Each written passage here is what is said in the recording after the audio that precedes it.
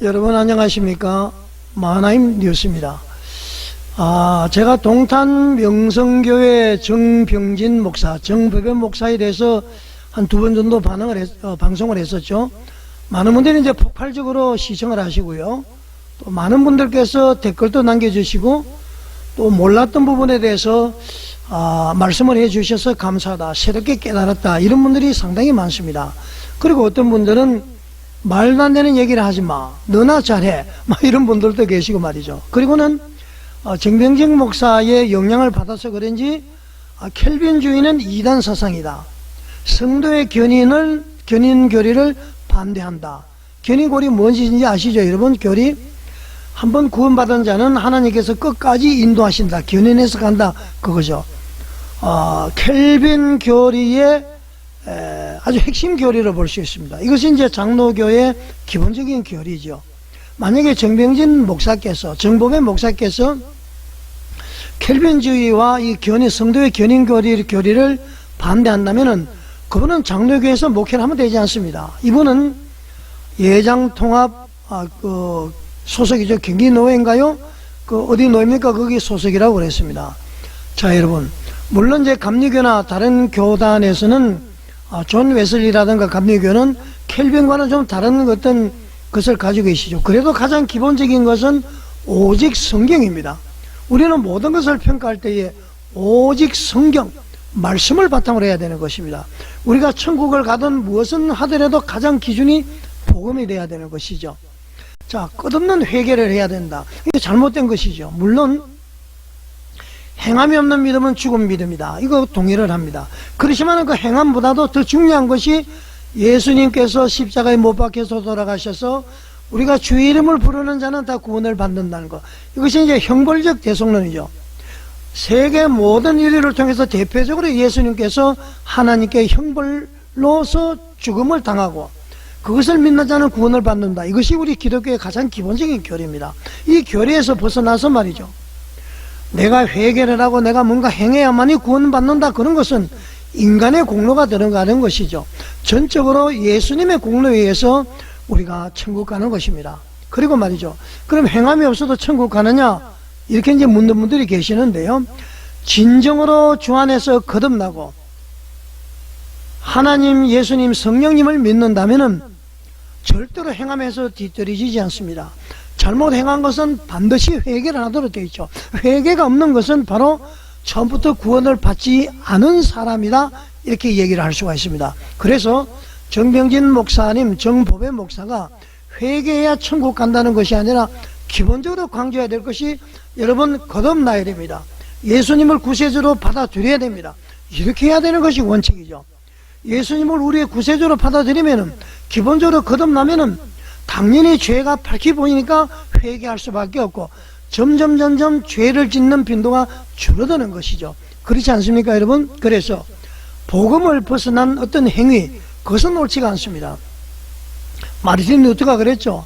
그 계단을 오르면서 말이죠, 자신의 몸을 학대를 하고 회개를 하고, 이것이 말도 안 된다.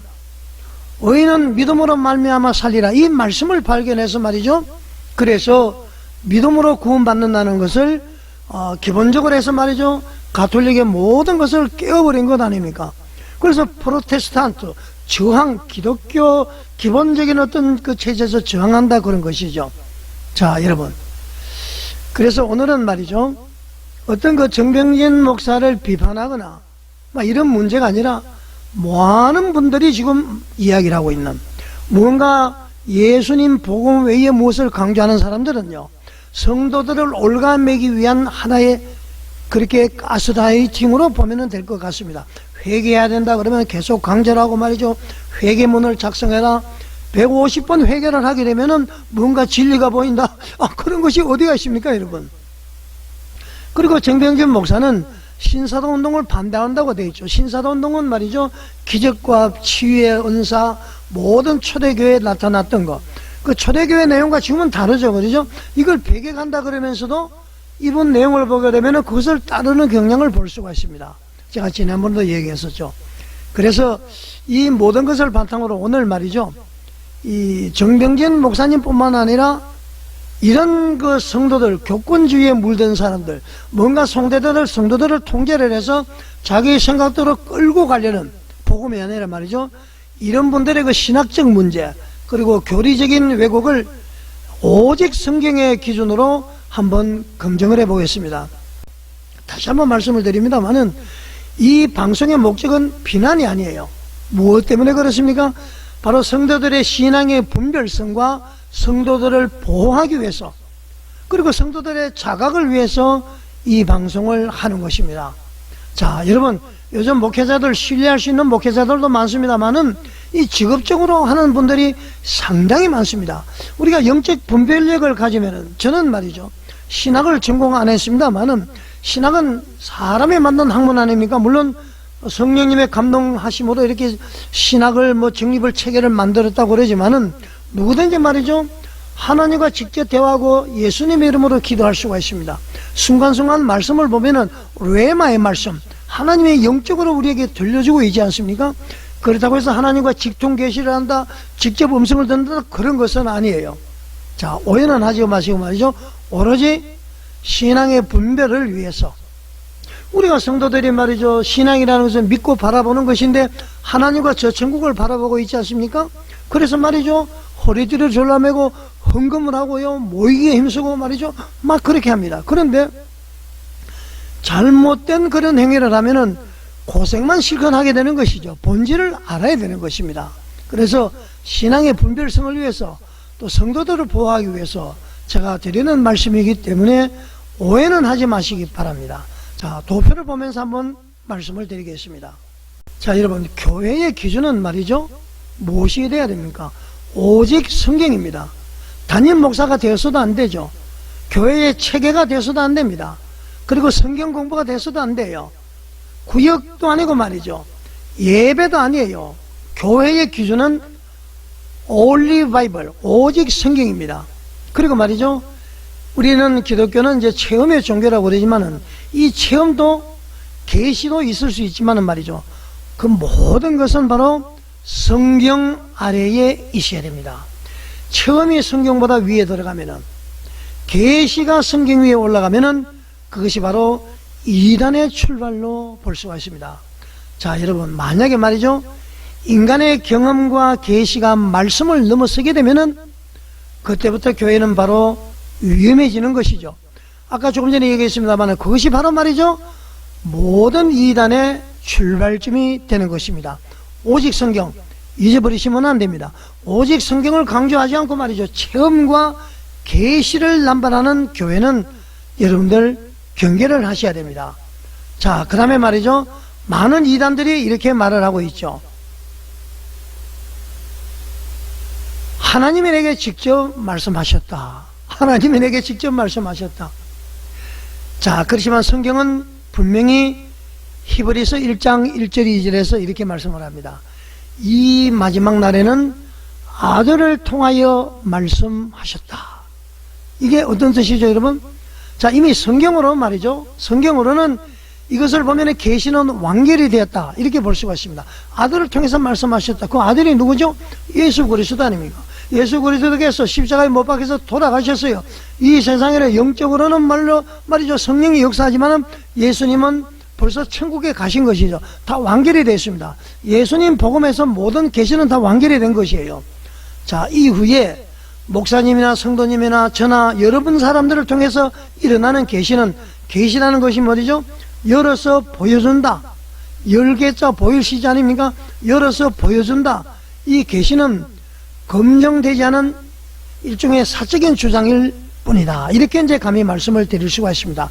자, 계시는 말이죠, 하나님이 열어서 보여주시는 것인데 그것도 엄밀히 말하면은 개인적인 주장으로 봐야 된다, 그런 것이죠. 그러나 우리가 영분별 은사를 가지면은, 아, 이 계시가 하나님으로부터 왔는지 인간으로부터 왔는지 가스라이팅을 하기 위해서 왔는지 저 목사의 욕심으로부터 왔는지 그것을 알 수가 있다, 이런 얘기입니다. 그래서 우리는 성령의 은사를 분명히 받아야 되는 것이죠.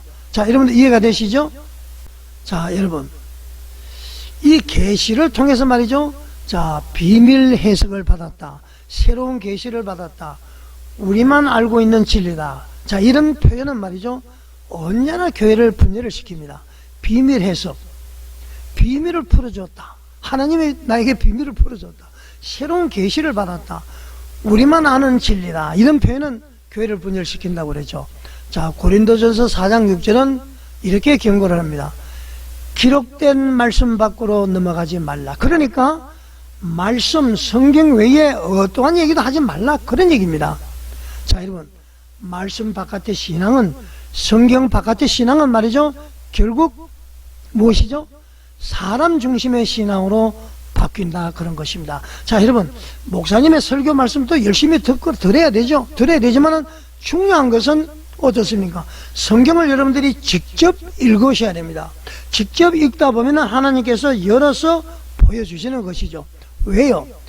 우리는 택하신 족속이요, 왕같은 제사장이요, 거룩한 나라요, 그의 소유가 된 백성이잖아요. 네 가지의 권세를 우리 주셨습니다. 예수님을 통해서. 그렇기 때문에 목사님을 의지해서도 중요하지만은 내가 성령의 은사를 통해서 직접 체험을 할 수가 있고 다 할 수가 있다, 그런 얘기인 것입니다. 여러분, 정통교리는 이렇게 고백을 하고 있죠.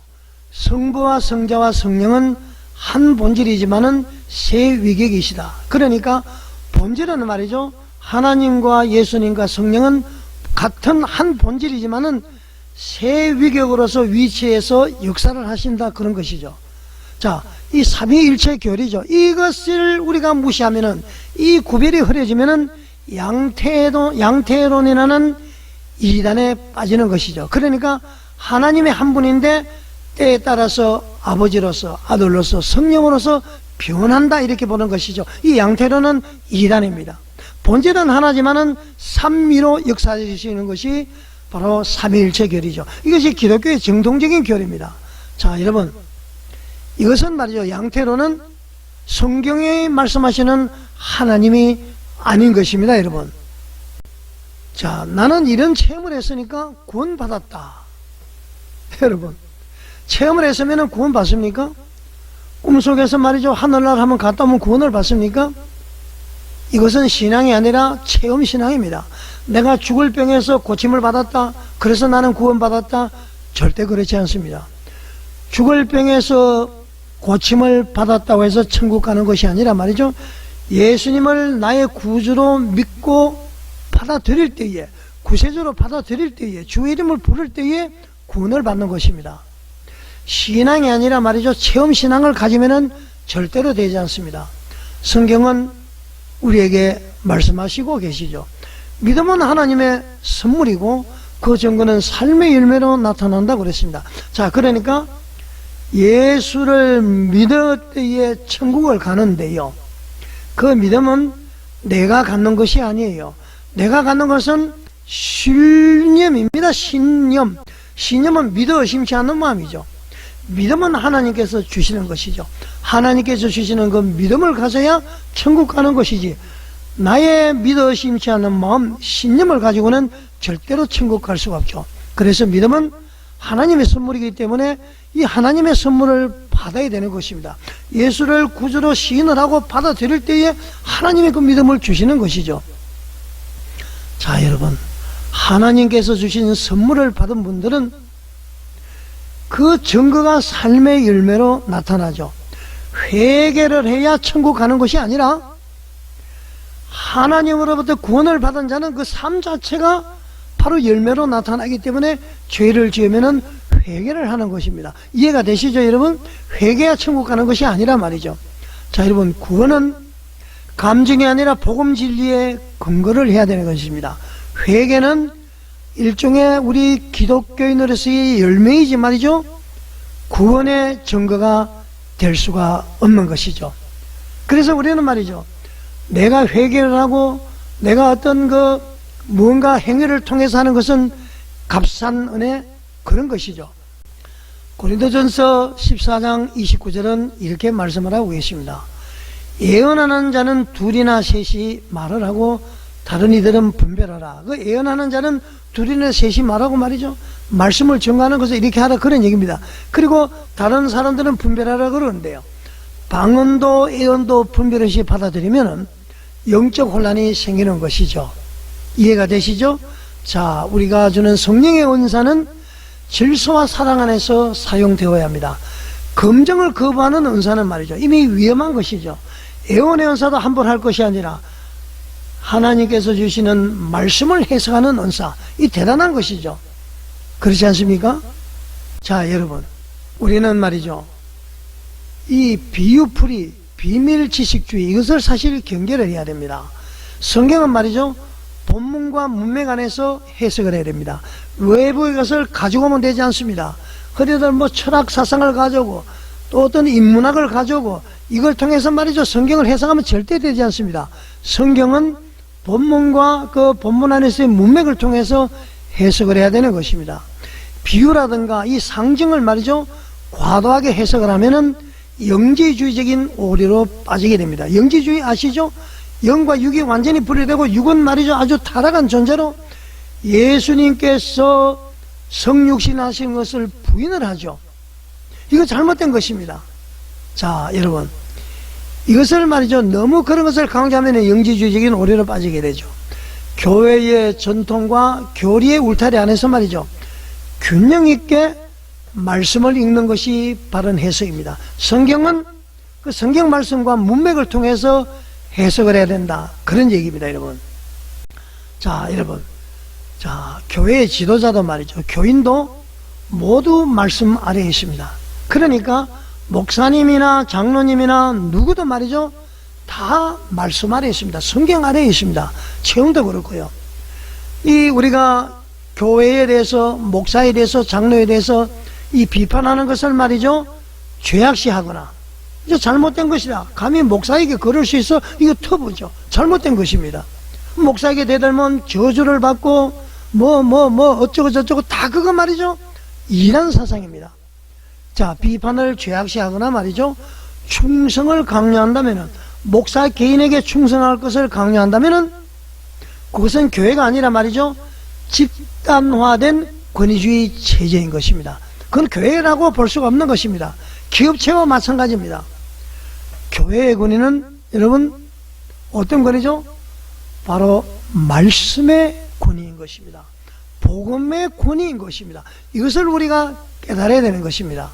자, 여러분, 말씀으로 돌아가자. 그래서 이단을 언급하지 않을 수가 없습니다. 이단에게는 말이죠, 공통된 패턴이 있습니다. 자, 내가 추가로 계시를 받았다, 이런 경우는 두 번째는 말이죠, 지도자에 대해서 절대화를 만들고 있습니다. 무슨 말인지 아시죠? 자, 배타적으로 구원을 주장합니다. 남을 배척하면서 우리는 구원받는다, 특별한 사람만 구원받는다. 그렇지 않습니다. 누구나 믿으면 구원을 받는 것이죠. 네 번째로는 성경을 왜곡하고 물질을 중요시하고 보고 성적으로 타락을 하고 말이죠, 권력을 옹호하는 것, 이것이 말이죠, 이 다섯 가지 중에서 세 가지 이상이 보인다면은 그것은 분명히 우리가 경계를 해야 됩니다. 다시 한번 말씀드릴까요? 자, 하나님께서 우리에게 예수님을 통해서 계시를 했습니다. 열어서 보여주셨습니다. 이거 외에 추가 계시를 하나의 진리처럼 얘기하는 경우, 두 번째 지도자를 절대화하는 경우, 세 번째 배타적으로 구원을 주장하는 경우, 네 번째 성경을 왜곡하는 경우, 성경을 폄훼하거나 말이죠, 이것도 왜곡이죠. 그러면은 물질을 강조하고 성을 말이죠, 하나의 그 쾌락주의로 말이죠, 뭐 동성애 이런 거 있죠. 그다음에 권력을 옹호하는 거. 자, 제가 말씀드린 이 다섯 가지 중에서 세 가지 이상이 그 교회에서 보인다면은 거기는 분명히 경계해야 될 집단이다. 그렇게 제가 이제 말씀을 드리겠습니다. 자, 여러분, 우리는 말이죠, 성도가 꼭 기억해야 될 것이 있습니다. 앞전에도 방송을 한번 드렸는데 중요하기 때문에 다시 말씀을 드리는데요, 우리는 7가지 자가 진단을 한번 해봐야 됩니다. 자, 나는 말씀보다도 체험을 앞세우고 있지 않는가? 지도자의 말에 의심조차 죄처럼 느껴지는가? 이 말은 목사님의 말씀에 대해서 의심을 하는 것이 죄처럼 느껴지는가? 봐야 됩니다. 지도자 말은 무조건 다 신뢰하지 말고 그렇다고 뭐 의심하지 하라는 얘기는 아닙니다만 지도자의 말에 무조건 순종하고 의심하지 않고 따라가는 것, 그것도 잘못됐다, 그런 얘기입니다. 세 번째로 그 교회의 내 자신의 재정과 권력 구조가 투명한가, 우리 교회가. 그 다음에는 순종을 넘어서 양심까지 포기하지 않았는가. 순종을 넘어서 양심까지 말이죠. 예를 들면은 어떤 처녀들에게 말이죠, 몸을 바쳐라, 뭐 하나님과의 뭐 어쩌고저쩌고 그러면서, 자, 이런 경우는 말이죠, 목사에 대한 순종, 내 양심까지 버리는 건 아닙니까? 다섯 번째로 다른 교회와의 단절을 강요하는가. 여섯 번째, 거룩의 열매가 없는가. 성령의 9가지 열매죠. 그 다음에는 가정과 교회가 파괴가 되고 있지 않은가. 자, 이 질문에 말이죠, 예가 많다면은 우리는 멈추고 돌아봐야 되는 것입니다.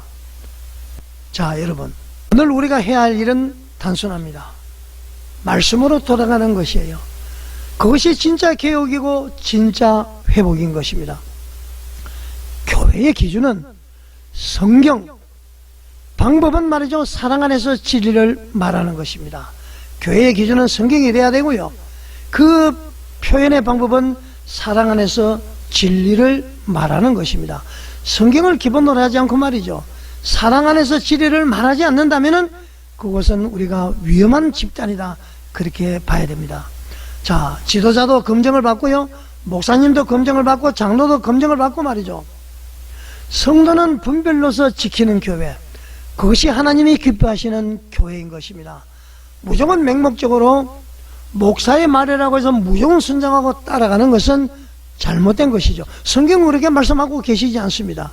자, 여러분, 동탄명성교회 열정을 가지고 말이죠, 행함이 없는 믿음은 죽음이다, 성경에 나옵니다. 그것만 꽂혀서 말이죠, 그렇게 가는 것은 이단성이 농후하다. 켈빈이 주장하는 성도의 견인 교리성, 그리고 예정론, 이거 부인하면 말이죠, 장로교에서 목회에서는 되지 않습니다. 회개를 해야, 날마다 회개해야 천국 간다, 잘못된 것이죠. 구원을 받은 사람은, 제대로 구원받은 사람은, 믿음은 하나님께서 주신 선물인데 하나님이 주신 믿음을 소유한 자는 거듭났기 때문에 회개하라고 말을 하지 않아도 회개를 하는 것입니다. 왜? 양심이 찔리니까 말이죠. 그러나 구원받지 않은 자들은, 하나님으로부터 믿음을 선물로 받지 않은 사람들은 죄를 지어도 회개할 줄 모릅니다. 죄인 줄은 모르니까 말이죠. 양심에 화인 맞은 자들이니까. 여러분, 그렇지 않습니까? 자, 그래서 동탄명성교회 회개를 강조하지 마시고, 너는 진짜 구원을 받았느냐, 구원받았으면은 구원받은 자답게 행위를 하라, 그런 것이 옳은 것입니다. 하나님으로부터 받는 선물을, 믿음을 받았어, 우리는 거듭나야 된다. 너는 거듭나지 난 표시가 없는구나, 너는 거듭나지 않았다, 성령 세례를 받아라, 예를 들면 그렇게 할 수가 있는 것입니다. 자, 여러분, 모든 궁금증이 풀렸습니까? 우리 한국 교회가 말이죠, 오직 성경을 바탕으로, 체험이 아니라, 나에게 나타나는 기적이 아니라 오직 성경을 바탕으로 성경과 문맥을 통해서 하나님의 말씀을 해석하고, 강단 안에서 말씀을 전할 때도 말이죠, 인문학, 사회학, 여러가지 물리학, 뭐 철학, 이런 얘기를 끄집어내서 설교하지 말고 성경을 통해서 우리가 말씀을 전가하는 한국교회가 될 때에 그야말로 우리 한국교회가 맑아지게 되는 것입니다. 1200만, 1500만 성도가 왜 지금 750만이 됐습니까? 지금 엉망진창 다 된 거라니까 바닥을 치고 있습니다. 자, 여러분, 목회자를 공격하거나 한국교회를 공격하는 것이 아니라 신랑 믿고 바라보는 것, 제대로 믿자. 오직 예수, 오직 성경. 자, 여러분, 마하나임 뉴스에 공감이 가신다면은 구독과 좋아요, 알림 설정, 그리고 댓글로서 여러분의 의견을 많이 남겨주십시오. 자, 여러분, 시청해 주셔서 감사드립니다.